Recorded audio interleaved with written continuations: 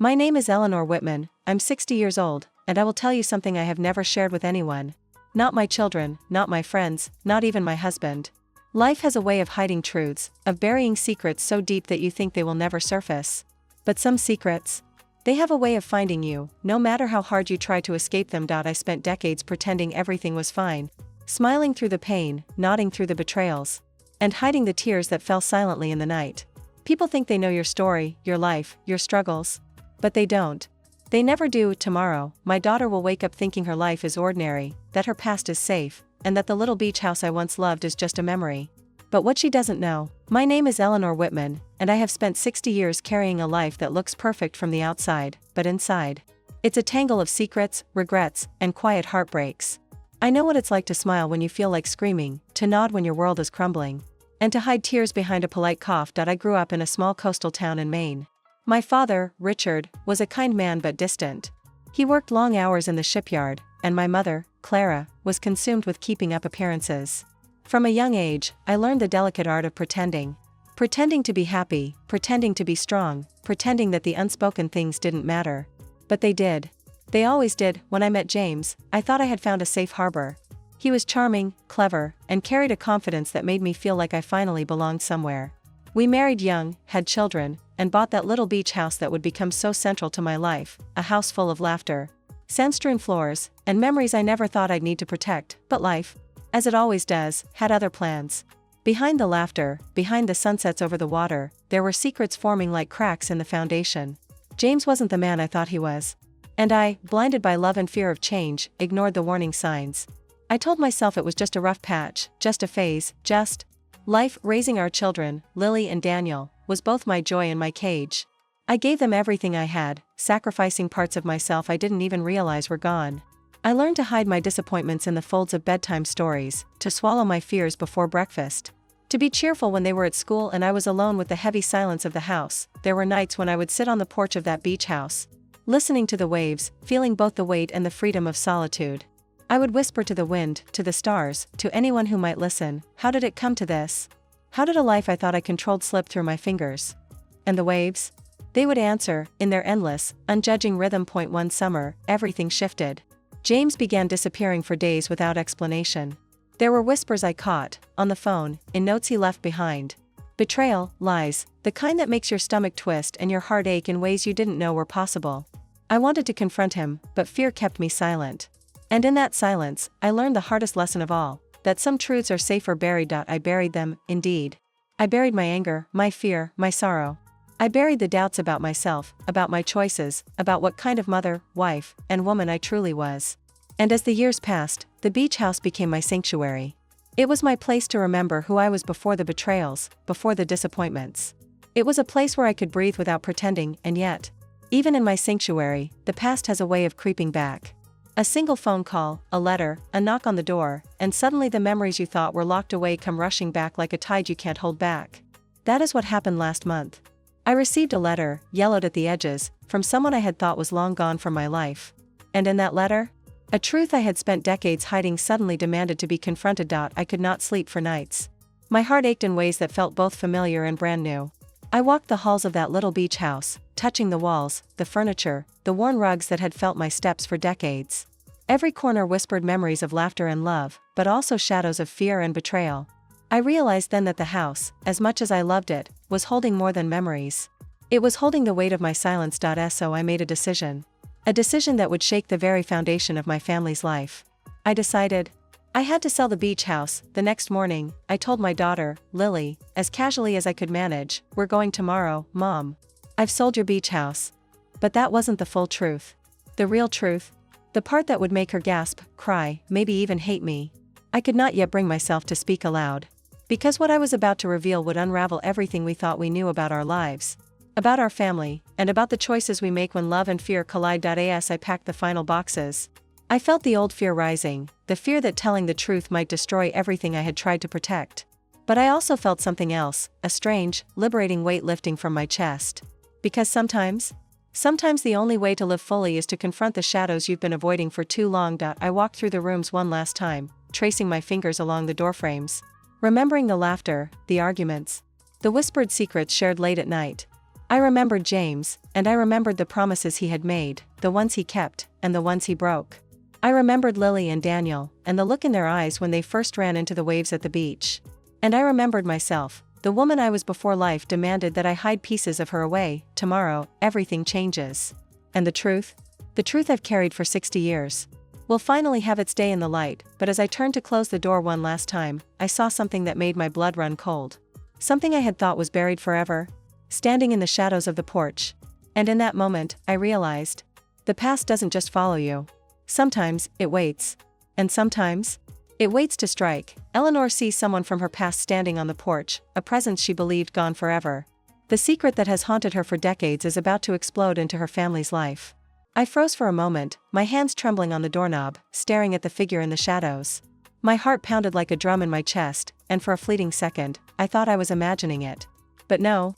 There was no mistaking the presence. It was Henry, my first love, the man I had not seen or spoken to in over 40 years. The same man who had disappeared without explanation when I was only 20, leaving behind nothing but a letter I had never fully understood. His face was older, lined with time and hardship, but those eyes? Those eyes were exactly the same.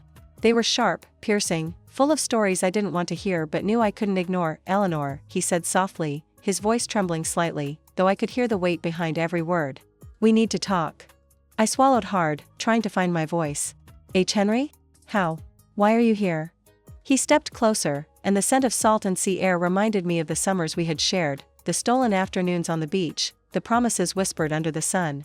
I never meant to disappear, he said. I had to leave. For your safety. But now, I'm afraid the truth is out, whether we like it or not. My chest tightened. My mind raced. What truth? I had buried so much, so deeply. My marriage, my children, the mistakes I had made trying to survive the years without him. And now he was standing there, ready to pull every secret into the light. Henry? I don't understand, I said, though I knew, deep down, I would understand all too soon. He hesitated. His eyes flickering to the sand-dusted porch where my children's footprints were still faint from earlier that day. It's about the beach house? About your family? About James, he whispered, the name hit me like a blow. James, my husband, the man who had been both my shelter and my prison. My mind spun. What could Henry possibly know about James? And how did this tie back to the house I had spent years protecting, loving, and hiding in? Sit down, he said finally. I don't have much time, and neither do you. I obeyed, though every instinct screamed at me to flee, to lock the doors and pretend this moment wasn't happening. But something in Henry's gaze, the urgency, the fear, the sorrow, demanded that I stay. And so I stayed. He took a deep breath and began to speak, slowly at first, then with a steady, relentless pace that left me reeling. Do you remember the summer we met, Eleanor? The summer you thought life was simple, and love was easy? I nodded, though my throat was tight, my hands clammy. That summer, he continued, I discovered something. Something about your family that I couldn't tell anyone at the time. I left because I had to protect you, but it's time you knew. James, your James, is not who you think he is. And your little beach house? It's tied to things you would never have imagined. I blinked, trying to steady my racing thoughts. What do you mean? He looked at me with such intensity that I felt my heart quiver. There are people, dangerous people, who were involved with your family years ago. James knew more than he admitted. And the house, your sanctuary, is at the center of it all. It's not just property, Eleanor. It's a secret. A secret people have been willing to kill for. I felt my stomach drop. Every memory of laughter, every corner of that house, suddenly felt tainted with shadows. How could the place I loved, the place I had called home for decades, be connected to danger, deceit, and betrayal? And now, Henry said, his voice barely above a whisper, they're coming back. Sooner than you think. I came as fast as I could to warn you. But time is almost gone. My hands shook. Coming back? Who? Who's coming? Henry's jaw tightened, his eyes darkening. People who will stop at nothing to get what they want. They've been waiting, watching. And your family is in the line of fire. I wanted to scream, to collapse, to run. But I couldn't. I had to stay. Because if Henry was right, if everything he said was true, then the life I had protected, the children I had raised, the secrets I had buried, were all about to explode in ways I could not control. He paused, and the weight of silence pressed down on us. I felt the years of my life, the losses, the betrayals, the sacrifices, crashing into this moment. And suddenly, the beach house, the house I had decided to sell, felt like a fragile lifeboat on a stormy sea, and I realized, maybe I had been wrong to ever let go of it. Before I could ask another question, Henry looked out toward the road, his eyes narrowing. We don't have much time, he said grimly. They're closer than you know. You need to decide. Now. Do you run? Do you hide? Or do you face them, and the truth, head on? I wanted to ask more, to argue, to demand answers, but a sound behind me froze me in place. A car engine, low and menacing, echoed through the quiet streets leading to the beach house. Someone, or something, had arrived. Henry grabbed my hand, his grip firm, desperate. Eleanor? It's already begun. And in that instant, I knew that my past, the secrets I had spent a lifetime hiding, and the choices I thought I had made safely, were all about to collide with the present. A menacing presence has arrived outside the beach house, and Eleanor and Henry realize the danger is immediate. Their pasts, the secrets of James, and the hidden truth of the beach house are about to erupt, leaving Eleanor's family in imminent peril. The sound of the engine lingered in my ears, a low, threatening hum that made every nerve in my body tense. I could feel Henry's hand tightening around mine, but even his grip couldn't keep the cold dread from seeping into my bones. The past I had spent 60 years trying to bury, was no longer content to stay hidden. It was coming back, and it wanted everything. Eleanor, Henry whispered, his eyes scanning the perimeter. We have minutes, maybe less. I can't explain everything now, but you need to know the truth about James, about the house, about your family. Everything is connected. My heart raced. I had spent decades thinking I knew my life, my marriage, my children. But the moment Henry mentioned James with that tone, I realized how little I actually knew. Go on, I said, my voice trembling. Tell me. I need to know. Henry swallowed. When we were young, before James came into your life, your father, Richard, he made some choices. Choices he thought were private, safe. But they weren't. There were people involved, dangerous people, who have been seeking what your father took or hid. James, unknowingly, got tangled in it. And the beach house? It's not just a home. It holds evidence. Something people would kill for. I felt a wave of nausea. Evidence? Kill for it? This was not the life I had imagined. My children, Lily and Daniel, were blissfully unaware, trusting their mother's careful facade. But the weight of decades of secrecy was crashing down, and I realized the worst part. I had brought them here, right into the eye of the storm. What? What kind of evidence? I whispered, fear making my voice brittle. Henry's eyes darkened, haunted. Documents. Letters. Photographs. Things your father kept hidden, thinking they were safe with you. But they're not. And now, people who have been searching for them for years. They're here. They're closer than ever. I staggered back a step, gripping the edge of the doorframe. My mind raced, my life, my children, the house, James, all threads in a tapestry that had been woven long before I understood it. And now, someone wanted to tear it apart. Henry? How did they find us? I asked, panic rising. We've been careful. We've kept the beach house quiet, out of the public eye. How? He shook his head. I don't know all the details. But I do know that someone has been watching, waiting for the right moment. And that moment? Is now. I swallowed hard, trying to hold on to composure for Lily, for Daniel, for myself. My fingers brushed over the keys I had packed, the keys to a life my children assumed was safe, the beach house that was supposed to be our sanctuary. How wrong I had been. They won't hesitate, Henry said. These people? They're ruthless. And they know you have what they want. That's why I came. That's why I warned you. But Eleanor, if we're going to survive this, you need to make a choice. Will you fight? Will you protect your children? Or will you run and hope to escape the consequences of the past? I looked at him, the man who had once been my love, my confidant, the one who understood the weight of my younger years. And I realized something. I had always been running from something. From James, from the mistakes I made, from my father's secrets. And now, running wasn't an option. No. I had to face it. I had to face the shadows of the past. For my children, for the house, for myself. Suddenly, the front door of the beach house shook violently, and a voice, cold, commanding, and filled with authority, called out from the driveway, Eleanor Whitman. Step outside, now. My blood ran cold. The voice was familiar in a terrifying way. A ghost from the past, or someone tied to the dark secrets Henry had spoken of. My first thought was Lily and Daniel. Were they in the house? Could they hear this? Could they understand the danger? Henry grabbed my arm. Eleanor, stay calm. Whatever happens, stay calm. Don't show fear. That's what they want. I nodded, though my legs felt like lead. Every instinct screamed at me to run, to hide, to protect my children. But there was no time. I could hear footsteps now, moving closer, deliberate and unrelenting, and then it hit me, something Henry had said earlier. The evidence. The documents, the letters, the photographs. They were not just in the house, they were hidden in the one place I thought was safest. The one place I would never have imagined anyone would find. The attic, tucked away under the floorboards beneath decades of dust and old trunks. I swallowed. If they found them, if they got their hands on those secrets, my family would be destroyed. My life, my children's lives, everything I had tried to protect would be gone. Henry leaned closer, his voice barely a whisper. Eleanor? They're testing you. They're seeing if you know where it is. If they find out you do, it's over. You have to decide. Will you give them what they want? Or will you hide it and risk everything else? I shook my head. My mind raced, heart pounding.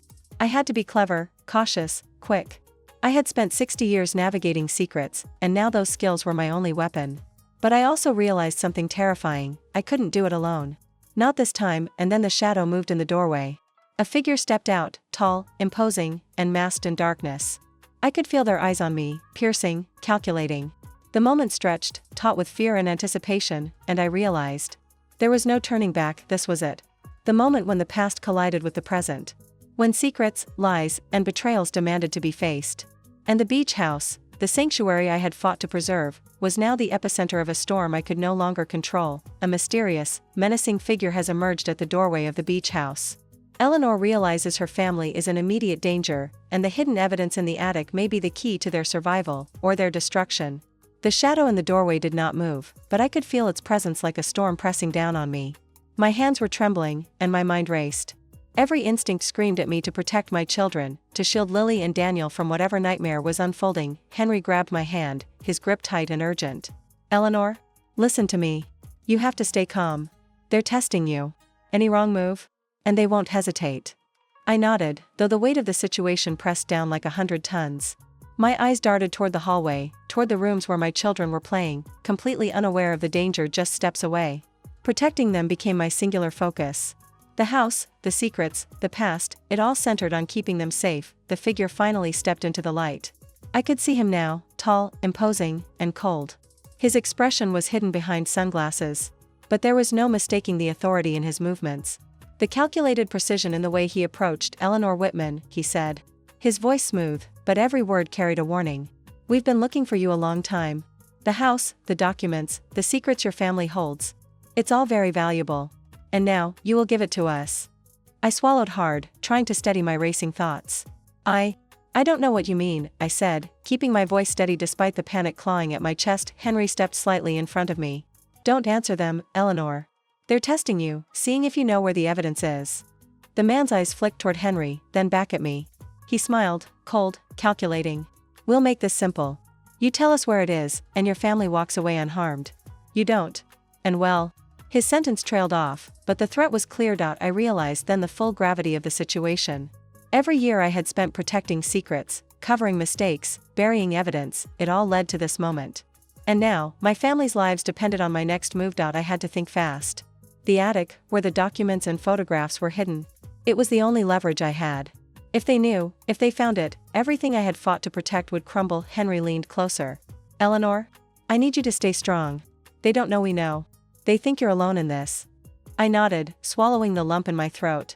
Slowly, carefully, I began to speak. I don't know what you're talking about, I said, my voice firm. The house? The things you're looking for? They don't exist. You're mistaken. The man's smile faltered, and I felt a surge of relief. For a moment, I thought we might have bought ourselves time. But then he stepped forward, closer, and I realized he was testing me, pushing me, daring me to break. You're clever, Eleanor, he said, voice sharp. But cleverness only lasts so long. We know there's something here. We've been watching for decades. And now, we're not leaving without it. My mind spun. How could I protect the evidence, protect my children, and survive this encounter? I thought of my father, of James, of every secret buried in that house. And I realized. I couldn't do it alone. Henry, I whispered, we have to move it. Now. Before they find it. He nodded, eyes scanning the room. The attic. But it's risky. They'll notice if we're gone too long. I swallowed and nodded. Together, we moved silently through the house, every creak of the floorboards echoing in my ears. My heart pounded like a drum. The shadows outside the windows moved, flickering in the waning sunlight. And I knew the man was watching, calculating, waiting for the right moment to strike. We reached the attic door. Hidden behind old trunks and forgotten furniture. I lifted the boards carefully, revealing the documents, photographs, and letters I had protected for decades. They were fragile, yellowed with age, but priceless in ways I could hardly comprehend. Henry and I began transferring them into a secure bag, moving as quietly as possible. Every second felt like an eternity. Every rustle of paper, every faint creak of the stairs seemed amplified in the tense silence, and then, footsteps. Heavy, deliberate, coming up the stairs. I froze. My heart stopped. Henry's hand went to mine. "They're on the stairs," he whispered. "We have to finish? Fast." I nodded, panic clawing at my chest. My hands shook as I packed the last of the documents. The man outside was closer now. I could hear his voice again, calling commands, his tone sharp, impatient. We were almost done. Just a few more pieces to secure. And then? The attic door handle began to turn. My stomach dropped. Someone was entering the attic. I turned to Henry, eyes wide. "They found us." Henry's jaw tightened. "No, not yet. But they're close. Too close." I swallowed hard, realizing in that instant that everything, my life, my children, the secrets, the house, was about to explode into a reality I had spent decades avoiding. The intruder is about to enter the attic, where Eleanor and Henry are hiding the decades-old evidence. Eleanor realizes their lives, and the hidden truths of the beach house, are on the brink of disaster. The attic door creaked open, and my heart nearly stopped. I froze, clutching the bag of documents to my chest. Henry was tense beside me, eyes darting to every shadow, every corner. Whoever was coming up those stairs had no idea what they were about to face, or perhaps they did, and that was worse. The figure appeared in the doorway, tall and menacing. It was the same man from the porch, the one who had been stalking the secrets of my family for decades. He paused, scanning the attic. "I know it's here," he said calmly, as if he were certain. "You can't hide it forever." I swallowed, feeling the weight of every lie, every buried secret pressing down on me. My hands shook, but I took a deep breath. "It's time," I whispered to Henry. "Time to face the truth." Henry nodded. We stepped forward together, revealing the bag of evidence. The man's eyes widened, just slightly, and I realized he had underestimated me. Perhaps he assumed fear would make me yield. Perhaps he assumed silence would protect me. But he was wrong. I held my ground. "Everything you're looking for is here," I said. "But it's not just mine. It belongs to my family, and you have no right to threaten us." The man's expression hardened. "Do you have any idea what this means?" he demanded. "These documents? The letters? The photographs? They implicate people who will kill to get them back. You could die for this." I squared my shoulders. "Maybe," I said softly. "But I won't let my children suffer because of the past. The truth will come out, whether it destroys me or not." Henry stepped forward, handing me the courage I needed. "We need to act fast. If we go public, if the authorities see these, everything changes. The people who've been hiding in the shadows will be exposed. And finally, your family will be safe." I looked at Lily and Daniel, who had been quietly watching from the living room, innocent, trusting, unaware of the storm that had been circling our lives for decades. Protecting them had always been my priority. Now, it became my mission. We made our way to the car with the evidence. The man hesitated, realizing that his plans were unraveling faster than he anticipated. "You think you can stop this?" he asked, incredulous. I shook my head. "I don't think. I know. The past doesn't belong to you anymore. It belongs to us. And we're not afraid." The drive to the authorities was tense, every shadow along the road making my pulse quicken. But with each passing mile, I felt a strange sense of relief. After decades of secrets, lies, and silent suffering, the truth was finally in motion. Once the documents were safely in the hands of the police, Henry and I breathed deeply, finally allowing ourselves a moment of release. "It's over," I whispered, though we both knew the consequences were just beginning. The people behind those secrets would retaliate, of course, they always do, but the first step toward freedom had been taken. That night, back at the house, I sat on the porch alone. The waves rolled against the shore, indifferent to the human chaos we had endured. I thought of my father, of James, of Henry, of the life I had lived, both the joys and the betrayals. And for the first time in decades, I felt a glimmer of peace. I knew the road ahead would be challenging. There would be questions, confrontations, perhaps even danger. But I also knew that the truth, the one I had carried in silence for 60 years, had finally been spoken. And with it came a strange, liberating sense of control. I looked at my children, sleeping peacefully inside, and I whispered a promise: "No matter what happens, you will never carry the burden of my secrets. You will never have to hide from the past as I did."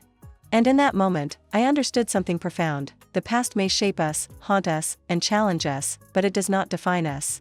The choices we make today, courage, honesty, love, can rewrite the story for the next generation. The beach house, once a symbol of hidden pain and buried secrets, now stood as a testament to resilience, truth, and the power of facing what we fear most. And as the first light of dawn broke over the horizon, illuminating the waves and the sands, I whispered to myself, softly but firmly, tomorrow, everything changes. Because it had. And for the first time, I knew it had changed for the better. Eleanor confronts the shadow of her past, exposes decades of buried secrets, protects her family, and finds inner strength. The beach house transforms from a place of hidden pain into a symbol of truth and resilience. The story closes on hope, courage, and the promise of a new beginning.